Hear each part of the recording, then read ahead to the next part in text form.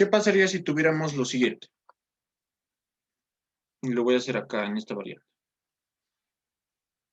A veces cuando se traza, se tiene siguientes funciones. Se tienen los siguientes casos. A ver, este va a ser nuestro eje. Igual, esto va a ser de las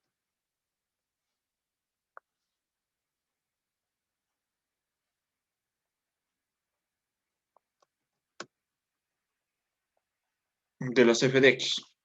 Y nuestra función a veces suele ir así.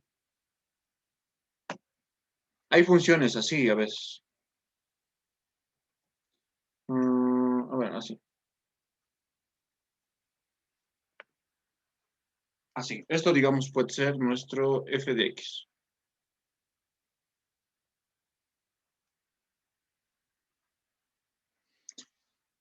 Es necesario que tomen en cuenta los parámetros que nos está dando f. Puede ser de los reales positivos a los reales positivos. En este caso estaríamos hablando de este cuadrante.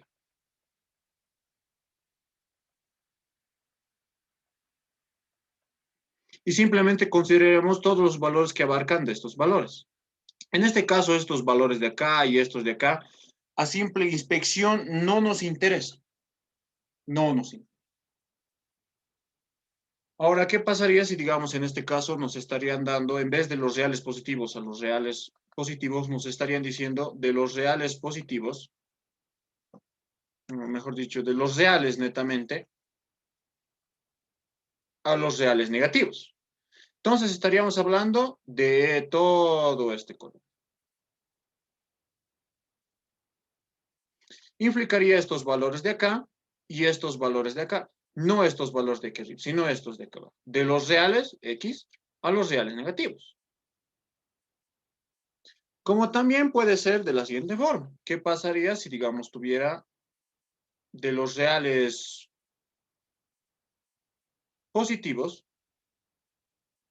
o mejor dicho, en este caso, negativos, a los reales? En este caso, el conjunto de las X es simplemente los valores negativos, y el conjunto de las Y puede ser desde menos hasta más. No, todo. Entonces estaríamos hablando de este sector también.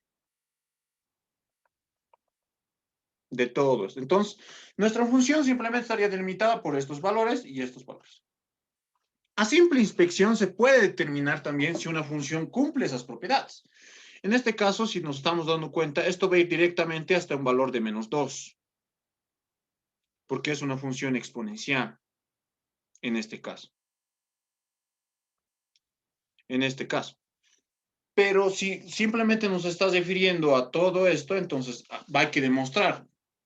Y se puede determinar por simple visualización qué tipo de función es. Mientras que en este caso es necesario considerar también los parámetros para determinar una función, porque la mayoría cuando traza la función, ya por simple inspección visual determina si es sobreyectiva, inyectiva, biyectiva, yo qué sé. Pero no siempre suele ser de esa forma. ¿Qué pasa si, digamos, en este caso voy a graficar aquí una función?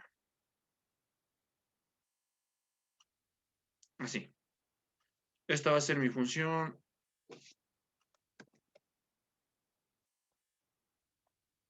g de x. Tengo que también considerar los parámetros que me está dando. Es importante estos parámetros para determinar si una función cumple esas propiedades o no cumple. Porque en ahí es donde generalmente se suelen confundir. Volviendo con el problema, entonces tendríamos, una vez trazado, tendríamos que clasificar si es inyectivo, sobreyectivo y biyectivo. En este caso, como estamos hablando de los reales, ya no consideramos esto. Simplemente de los reales a los reales positivos. Entonces yo puedo asegurar con toda seguridad de que en este primer caso, nuestra función, esta función f de x, como simplemente va a tener aquí una asíntota de -2, los que ya saben, los que se ubican de cálculo no saben que existe una asíntota en este caso. Y esto también va a tender hasta el infinito, igualmente. ¿Puedo decir que es inyectiva? cuando todos los valores de X tengan, cuando no exista valores repetitivos. En este caso, entonces, puedo decir que sí es inyectiva. Puedo afirmar eso. Pero, ¿qué pasa en el caso de que sea sobreyectiva?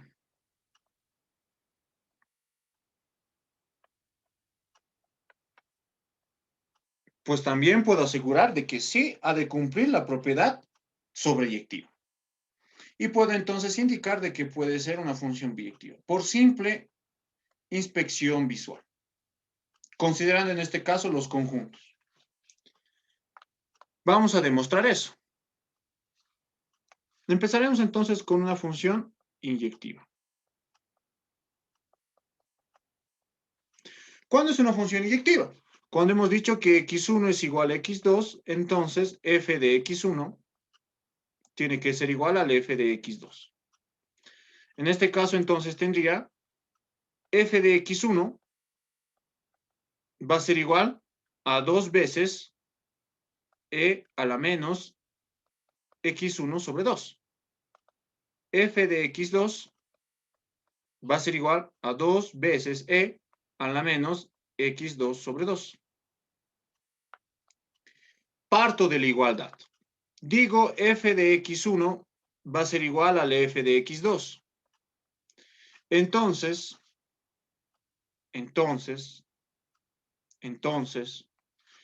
x1 tiene que ser igual a x2. Si estoy indicando que nuestras funciones f, nuestras imágenes son iguales, nuestros dominios tienen que ser iguales. Entonces, parto de la igualdad.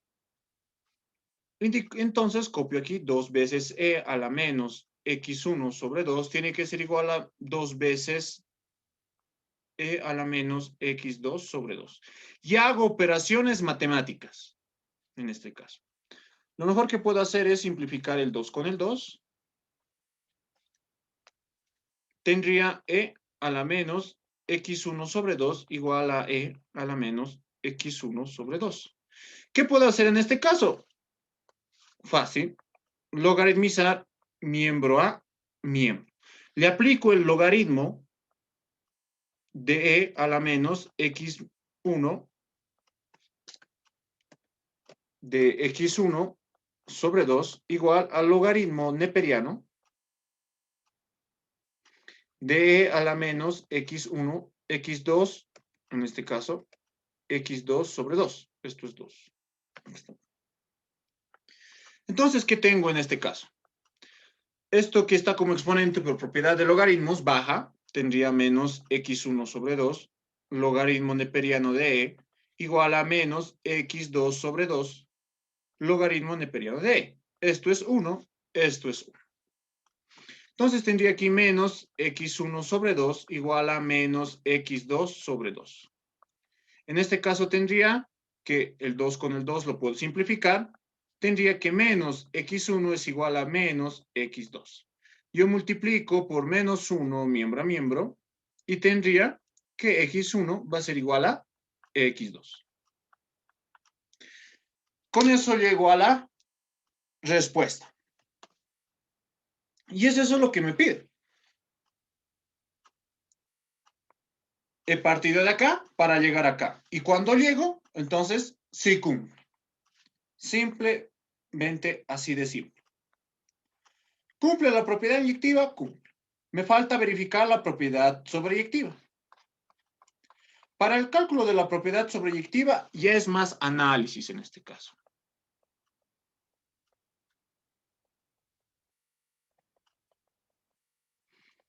Tengo mi f de x igual a 2 veces e a la menos x1 sobre 2. Bueno, no x1, x sobre 2. Calculo, hago el mismo procedimiento como si estuviera haciendo para una función inversa. Indico que mi f de x es igual a y. En este caso tendría y igual a 2 veces e a la menos x sobre 2.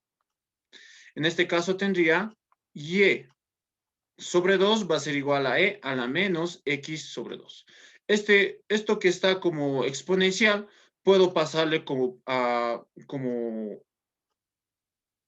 elevado. O directamente lo mejor que puedo hacer es logaritmizar miembro a miembro. Logaritmo de y medios igual a logaritmo de e a la menos x medios. En este caso, bueno, ya como hemos hecho, ya saben cómo va a terminar. Esto va a ser el logaritmo de y medios igual a menos x medios. En este caso, entonces, tendría esto que está multiplicando pasa a dividir. Bueno, esto que está dividiendo pasa a multiplicar junto con el menos y tendría que x va a ser igual a menos 2 veces el logaritmo de y medios.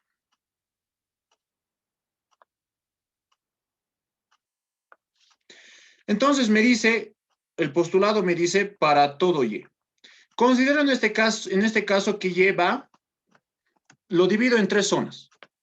Como me está diciendo que y aquí recuerden, el conjunto y que está delimitado solamente por los reales positivos. Entonces simplemente voy a los reales positivos. En este caso, las formas de delimitar serían que que y es mayor que 0 y menor que más infinito. Que y es igual a 0 y que y es mayor que menos infinito y menor que 0. Este último no se cumple porque está diciendo que pertenece a los reales positivos. Y tampoco este porque está indicando de que como pertenece a los reales positivos, simplemente nos estaríamos refiriendo a los reales positivos. Bueno, en este caso podemos incluir el 0. Perdón, se puede incluir. A veces te excluye y te indica que está excluyendo al 0. En el caso de que se está excluyendo, entonces así nomás se hace.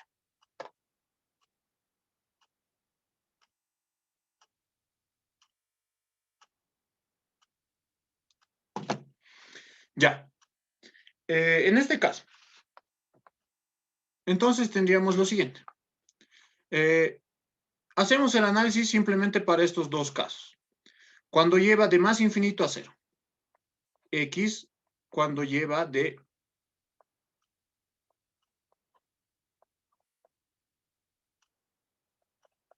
hasta más infinito. 2 veces el logaritmo de y medios. Por propiedades yo puedo recordar, a ver, recuerden, ¿qué pasa si y es 0.1, cercano a 0? Entonces tendría el logaritmo, bueno, entonces tendría directamente x va a ser igual a menos 2 veces el logaritmo neperiano de 0.1 dividido entre 2. El logaritmo neperiano de 0.1 dividido entre 2 es 0.05. El logaritmo neperiano de ese valor sería menos 3 aproximadamente. Entonces, x aproximadamente va a ser igual a menos 2 por menos 3. Y en este caso, x va a ser igual a 6. ¿Qué pasa si y es un valor grande? Pónganlo 500. Hagan el cálculo en su calculadora. Tendría 500 dividido entre 2 y el logaritmo de ese valor. Les daría un valor de 5.52. Entonces directamente tendría menos 2 por 5.52. En este caso, x va a ser igual a menos 11.04. ¿Se están dando cuenta? A medida que y vaya creciendo, estaríamos hablando de y igual a 1000, de y igual a 5000. El valor del logaritmo neperiano, este valor de acá, va a ir creciendo también. De menos 3 a 5.52, supongo que aquí va a ser por lo menos un 20, aquí va a llegar a ser 1000 prácticamente, y va a ir creciendo. Y multiplicado por el menos 2 nos va a dar valores positivos, Estaríamos hablando de que x, en este caso, estaría tendiendo a ser más infinito. Cuando estamos hablando de que y tiende a ser a más infinito. Pero cuando y es igual a 0, en este caso ya está cumpliendo cuando y es igual aproximadamente a 0. Pero ¿qué pasa cuando y es igual a 0? Tendría x va a ser igual a menos 2 veces el logaritmo de 0 dividido entre 2. Sería menos 2 veces el logaritmo de 0. El logaritmo de 0 el logaritmo de 0 no existe en este caso. O tendría que ser un número indeterminado. Indeterminado. Por tanto, X llegaría a ser indeterminado también. ¿Verdad? X llegaría a ser indeterminado.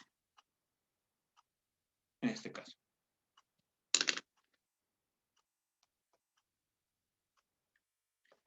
Entonces, cuando Y es 0, X tendría que ser indeterminado. Vuelvo a revisar mis valores y me dice que va de los reales positivos. Pero según mi gráfica, yo puedo encontrar para un valor de cuando Y es 0, prácticamente tiende a ser más infinito. Entonces no había sido tan indeterminado como parece. Y tiende a ser, o mejor dicho, X ya no tiende a ser indeterminado, sino X tiende a ser más infinito. Cuando Y es igual a 0, X tiende a ser un valor infinitamente positivo. Positivo todavía. Bueno, en este caso estaríamos hablando del logaritmo de 0.2. En este caso. Tendría que determinar a ser un valor menos infinito. Por tanto, cuando X es 2, el menos con el menos se vuelve más y por tanto 2 por infinito llegaría a ser más infinito. De ahí la explicación. En este caso, entonces, cuando Y es 0, tendría que X tiende a ser más infinito. Como mi conjunto de los X está formado por los reales, entonces para el primer caso sí cumple y para el segundo caso también cumple. Como para los dos casos cumple, entonces yo puedo determinar que es una función sobreyectiva. Así simplemente. Y lo que hemos anotado anteriormente llegaría a cumplirse. Hemos indicado que nuestra función va a ser inyectiva, sobreyectiva, y cuando cumple las dos llega a ser biyectiva, simplemente por el gráfico. Y ahí se dedica la clave del éxito, que por el gráfico uno se da cuenta específicamente cuál o cómo llega a ser una función. ¿Tienen dudas, preguntas respecto a esto?